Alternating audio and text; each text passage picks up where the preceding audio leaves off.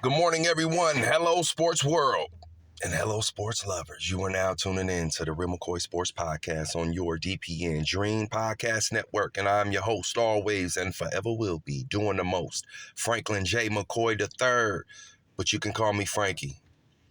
And I guess this is a week 6 to forget. But NFL week 6, this video is pertaining to the Brown beatdown. What can Brown do for you? So the Cleveland Browns beat my 49ers by 2. Early morning Sunday, 10 a.m. game in Cleveland. It was raining off and on, so the weather conditions it wasn't horrible, but it wasn't good. So we lost 5-1 now. Cleveland, I believe, is 3-3 or 4-2. However, what do I take away from that game? I'm shocked at how Brock played. And I'm just going to go, usually I go in order and I try to, let me tackle this. I'll say Brock last. I'll do this. None of that. None of that. It's going to go all over the place. So I was surprised at how Brock played. That's the only thing that surprised me. That's the only thing. And people were talking about, the Browns. I bet you a lot of people were shocked about how well the Browns defense played. And now they're trying to say that's the number one defense. Well, if the kicker for the 49ers made the field goal, would you be saying that? Because if you watch the game, I'm going to be honest. It was about even. It was about even. If you want to keep it all the way 100 and 1 million and 1 infinity. Even though the Browns brought pressure constantly throughout the game and Brock was flustered, cluttered, had no space. The 49ers defense, actually, if I had to choose, I think the 49ers defense played better because we caused more turnovers. Brock did throw INT, but we could have had a couple INTs. I believe we had 2 INTs, so we could have had an extra one, another fumble. Our defense was doing its job, and we were winning to begin the game. So we came out there, moved the ball like it was nothing, touchdown. So I don't know why people are just saying, oh, the Browns defense. It is that defense. It is, but nothing surprised me because I am a big Myles Garrett fan. I've been that since he came into the league, and when he got into it with Rudolph the Red-Nosed Reindeer, I believe, for the Pittsburgh Steelers, the quarterback, when he snatched his helmet off his head, and then the Rams tried to take a couple cheap kicks on him when he was on the ground, and none of his teammates helped him. Well, there was one pulling people away, but they didn't. They should have just all dove on him. What are you doing, kicking the barbarian? Now, the Browns are my team because I'm a big sports bettor, so I bet on every game. I have my nose in every game. So the Browns defense has won me a good amount of money because I keep betting on them every game, and their defense, and I bet the unders on them because their defense is so good. Since week 1, I've been watching them, especially on Red Zone. I'm like, God damn, the Browns defense is really good. Really good. Really like Bernal barbecue. When I say it's good, it's real good. They're real good. Now, the Browns defense did its job. The 49ers defense did its job. There was some hiccups on both sides. Both teams could have played better defense. Both teams, could have caused more turnovers. Now let's dig into this. Brock Purdy had no reason to lose this game. We have the better team, better personnel. I don't care how good the defense for the Browns was. Brock Purdy looked a mess, and it was from the gate. And when I say from the gate, from the very beginning of the game, he looked uncomfortable. He couldn't grip the ball. The ball slipped out of his hands, and And luckily, I think he was able to get back on that, but he was just overthrows to Ayuk constantly, overthrows to other receivers, missing the mark. He didn't look like himself. Now, you can attribute that to the rain, but Trey Lance had to play in the monsoon, and we crucify him for losing that game. Now, let's talk about who wasn't there. My man Deshaun Massage Watson didn't play for the Cleveland Browns.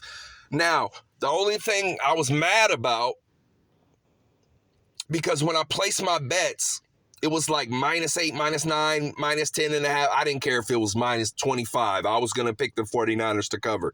Now, because I thought that UCLA kid was going to quarterback. That Thompson, I think he's from UCLA. He cost me money at UCLA too. I should have known better. Now, last week, I took the Browns and I took them straight up, and then I took them and with the points. I was just like, oh, the Browns going to take care of business because they're good. I was like, even though Watson wasn't playing, I was like, I don't care. I don't care.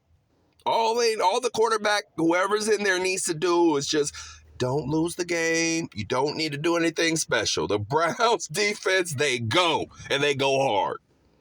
So I bet my money, and I had them in a lot of parlays. I was just like, nah, the Browns going to do this. They're going to do this. And then they got the brakes beat off them because that quarterback was horrible. 3 interceptions. So what they did was they pulled a Frankie. They smartened up. You know how Fredo and the Soprano, I'm smart. If you got to say you're smart, then you're not very smart. Because if you knew better, you'll do better. And you wouldn't have said that. Okay? So they were smart, the Browns organization, and they said, nah, sit his ass down. We're not going to see that again. And we're playing the 49ers. Oh, no. What song was that? Is that a Nori song? I think it was a Nori and a Neptune song. And then did Pharrell make the beat? Where it was like, doom, oh no, I told y'all figures, all of y'all critters, don't be contemplating my players. So that's the song, and then I was like,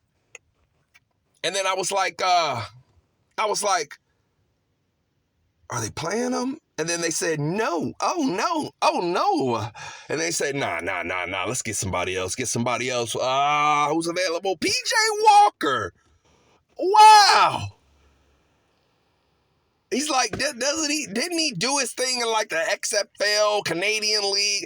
All I know, I remember him from Seattle, I believe. He bounces around. All I know, he's that quarterback that comes in, and then the very first game he starts, he always, like most of the time, he does well. And then he plays a couple games, he starts to fizzle out because that's why he's not a starting quarterback. So, but he's a great filler. Like, he's a great immediate filler. Like, if you need somebody real quick, I need somebody to play this game. Like we should have had last year. Instead of Josh Johnson, we should have had PJ Walker. And I'm not trying to be a talker. I'm just saying. But PJ Walker came out there, so he played well. He managed the game well. He didn't do any dumb things. He threw a couple picks, but that's the Niners. And he's PJ Walker. So he played well. But he also played well enough to lose. Let's get that straight. He should have lost the game. They should have lost. And even with Brock playing bad, this is why I said the 49ers defense was better. Even with Brock playing bad, that last drive when we took the lead, they called PI. They called another pass interference, I think.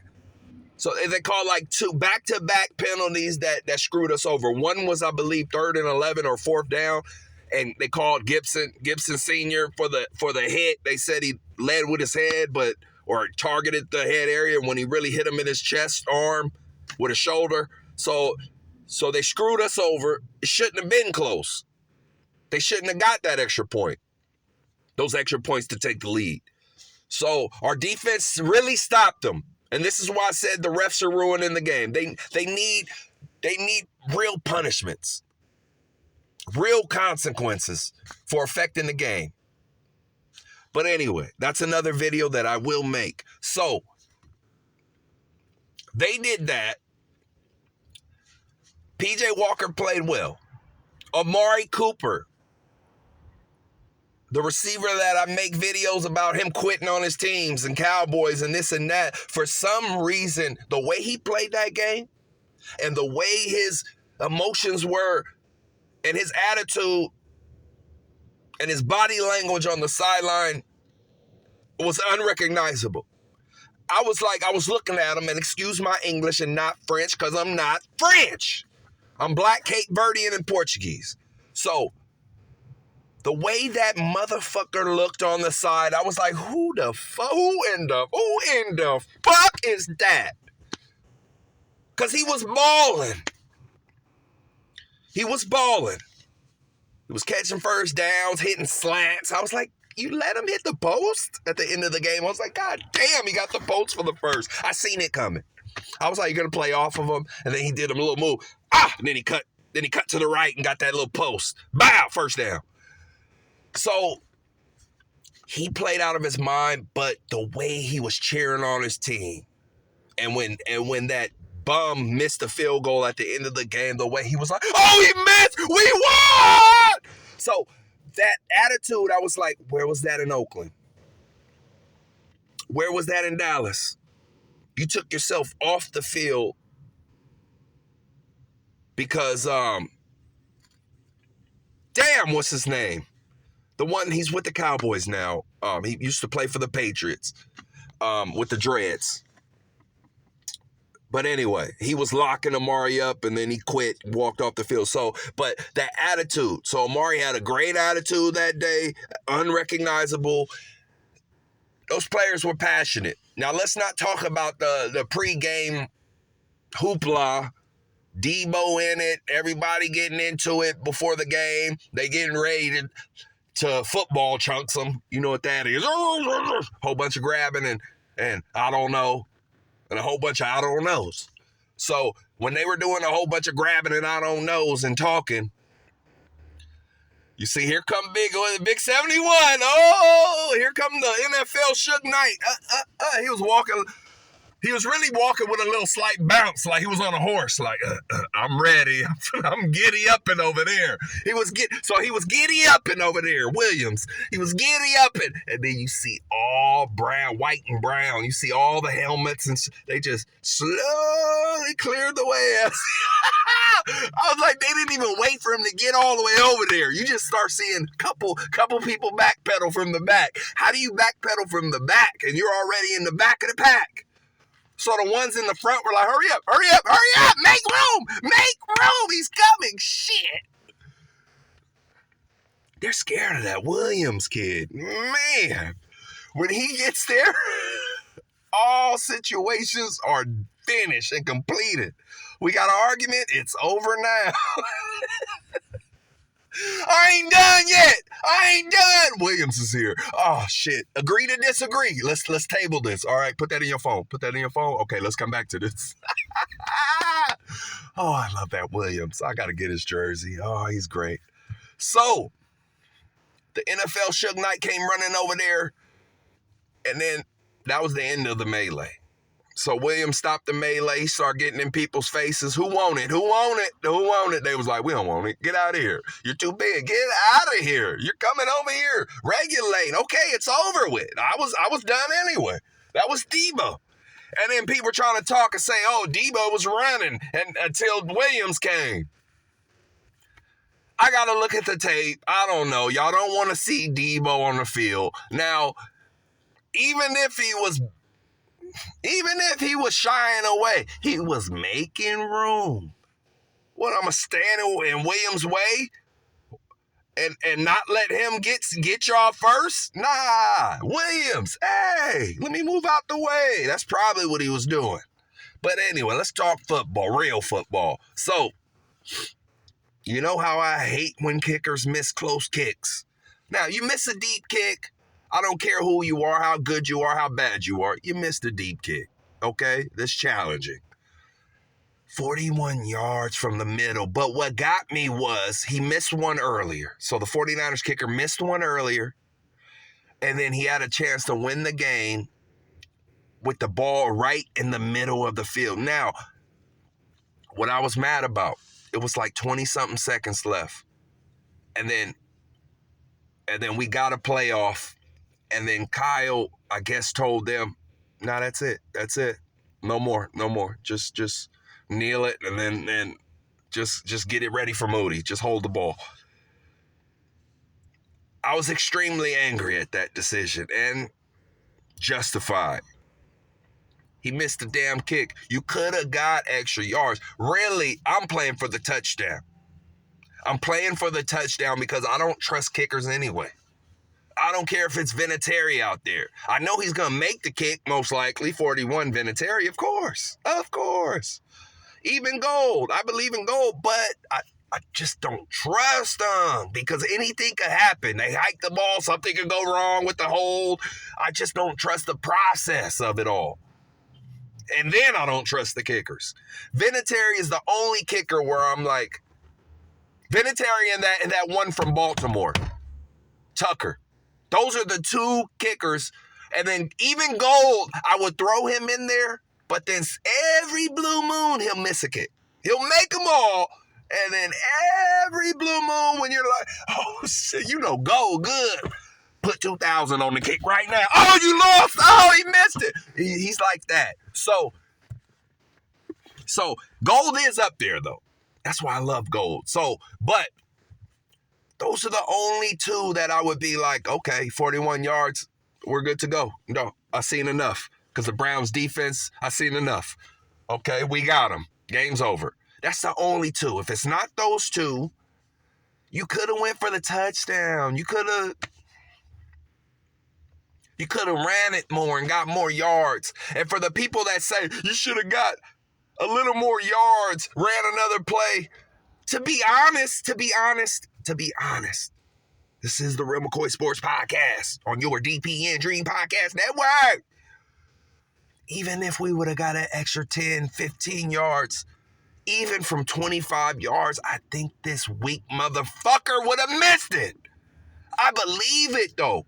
Not just I think he would have missed that. I believe he would have missed that shit. So it's not about the yards for me because they say he has a bigger leg than Gold.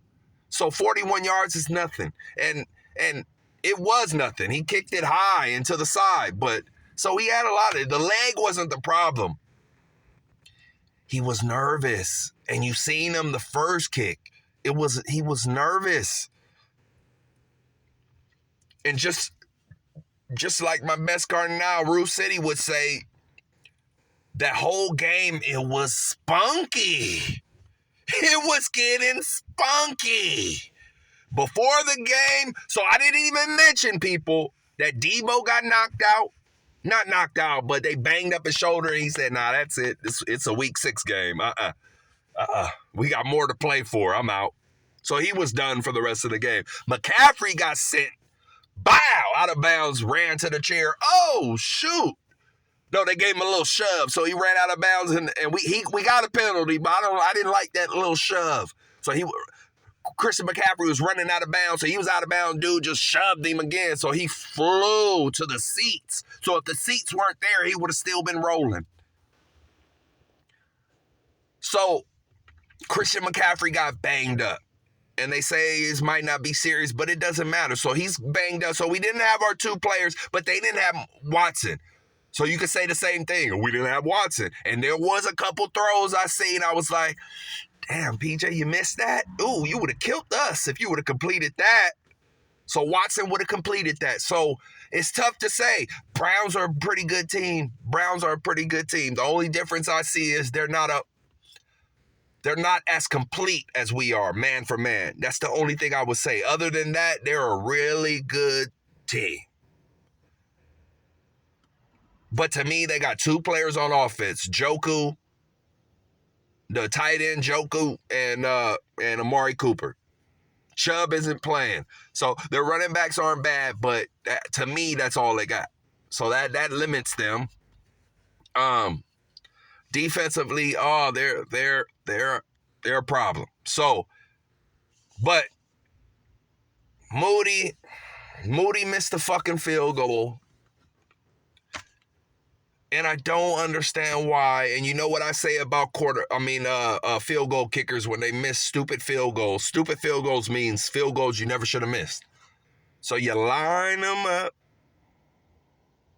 You sit them, you have Moody stay there, you line the whole team up in a single file line, then everybody, I used to say, maybe a slap if it's not egregious, but that was egregious. Everybody they just get a shot. Just get one punch. Bow!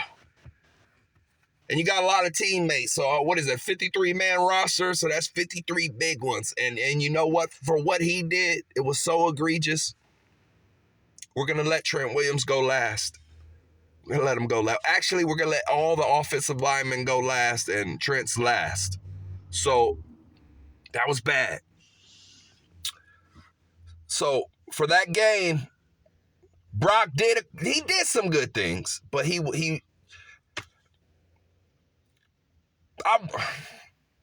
want to say he was playing scared, but it really wasn't a scared. I didn't see it. I didn't take it as he was scared.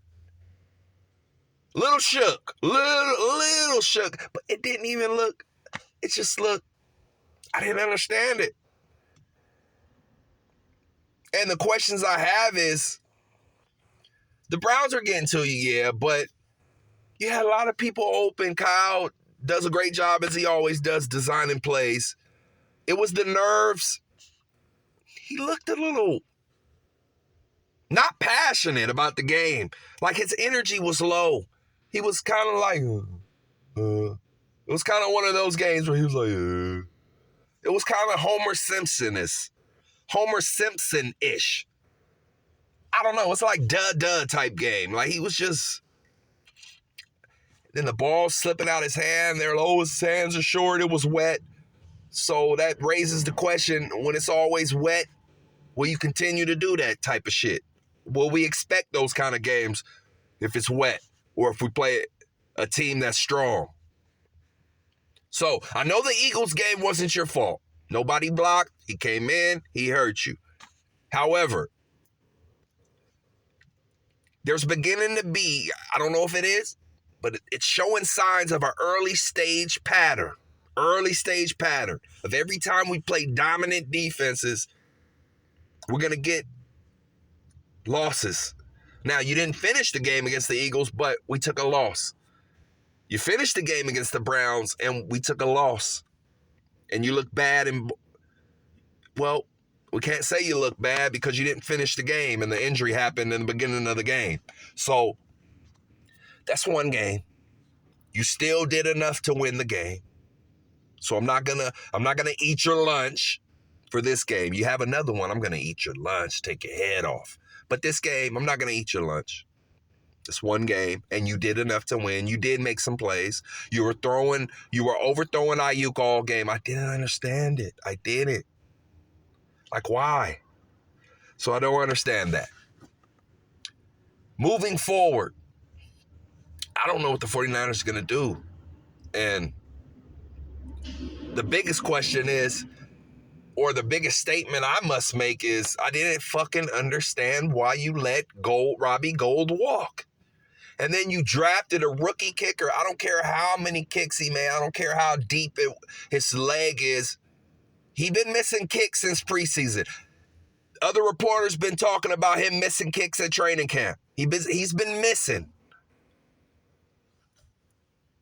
I don't know how you go into a season with a rookie that's missing and you think we'll be all right. So what that means is you better not let it come down to a field goal or else you're screwed. And you know you're screwed. And you know we can't rely on him. We can't rely on Moody. And you know what, Moody? You bum. You make it bad for the rest of the Moodies. Because right now, I'm thinking about telling the Warriors we might have to move Moses. We might. I love him. He's been playing great. But that Moody shit is contagious, and we don't want it affecting this organization. So it's just your name. If you guys ever seen the bowling movie Kingpin with Woody Harrelson, his name was Munson. And then after he messed up his bowling career, they made a term called Munson. Oh, you really gonna Munson that up? And he was like, what's that? Oh, yeah. And then he looked in the dictionary. That's basically when you're a fuck up. So you're Munson. So you're moodying around. So the 49ers are going to keep moodying around until they get burned. Until they get burned. And then they got to go pee one day in the playoffs. And then they're going to try to go pee in the playoffs. They're going to be burning. So, with that said, I'm not worried about my Niners defense. I like what they did. Even against, they say a third string, but really he's better than the second string. So, the offense, I'm not worried about it. We had some injuries. We still moved the ball. We still ran the ball good. But I don't know. You guys, the easy, obvious answer to this and solution to this problem is you call Robbie Gould up and say, how much? And then you pay him what he wants, and then let's move forward. And then you will keep Moody and train him under the apprenticeship of Robbie Gould until he can prove that he can make kicks. Like he has to make like 150 in a row for you guys to even consider putting him back in the game. So Robbie Gould, you need to call him and sign Robbie Gould. Other than that, I don't know what you're doing because I wouldn't play him. I would not play him. I don't trust him. I don't trust him. You guys going to trust him? Go ahead and trust him. Just don't make the games close. Don't rely on him. He messed that game up. Now, the only way he can bounce back from this is he's going to play. You know, me talking about Robbie Gould, that's just what I would do. But as the 49ers shown, they're like part-timers. Part-time does the right thing, and then the other time they do the wrong thing. So they're not going to do the right thing right here. They're going to let him play. So the only way he can bounce back and salvage his reputation is to not miss kicks for the next 5 games. You better be perfect. Every kick better go right through. And then I better see you fist pumping sometimes just to let us know that your psyche is intact and your mental isn't whack. All right? That's what we're doing. So 49ers lost that game week 6, 5-1 now. I'm not worried. Let's see what happens. We play the Vikings. If you don't beat the brakes off of them, I'm talking about 30-point blowout. If it's not 30 points or more, I'm worried.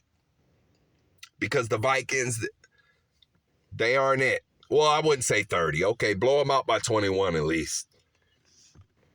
Now, the Browns, I'm going to continue to bet and make money off them because nobody likes the Browns. And I like to like the teams that nobody likes because maybe you won't put money on them. And then that's better for me. So go ahead and don't like the Browns. But I'm going to tell you what Brown can do for you. They can win you some money if you keep betting on them. And wait till Watson gets back. They're going to be dangerous. And what they should have did is sign another receiver. So they need to sign another receiver, but that's on them. That's the Browns. But that was a good game. Good game. Good hard-playing game. Turnovers, touchdowns, just like what we like to see. So that was week 6. San Francisco 49ers are 5-1. And this is your host, Franklin J. McCoy III, but you can call me Frankie.